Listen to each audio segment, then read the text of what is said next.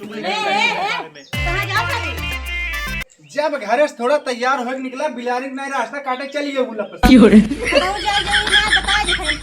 मतलब चाहे जहाँ जाई जहाँ आई तो कुल बताई हम और का ने कहता जाग ना चला घरे में हम जाती आवत है कह दिए ना कहता ना जाए भाई अपने मन के कर बतू ज्यादा तू जिन बोला का बोला था ज्यादा कहूँ जा तुरंत एक धक्के डरसे लगू सांपे की नहीं जाग ना रे बस तक कहते बस तब हमारी बात सुना बस ना जाएग ना नहीं हम वहाँ पूरा गांव के सामने तार पोल खोल दे बताए का खोल दे पलिया हम सीधे हम सब बताए दे हम सब बताए दे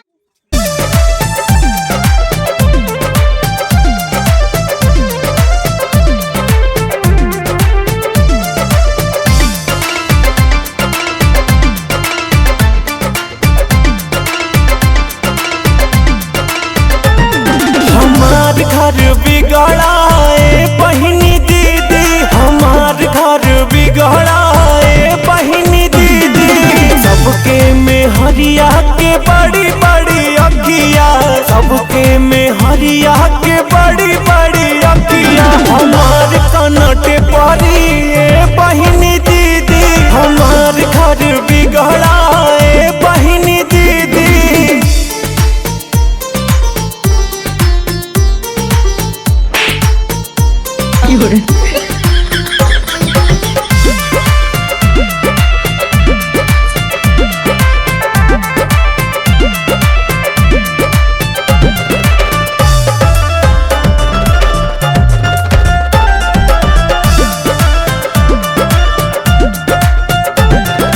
सबके में हरिया के बड़ी बड़ी छोटिया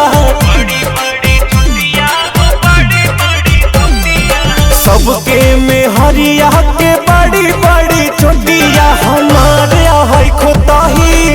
बहिनी दीदी हमार घर बिगड़ाए बहिनी दीदी हमार घर बिगड़ाए बहिनी दीदी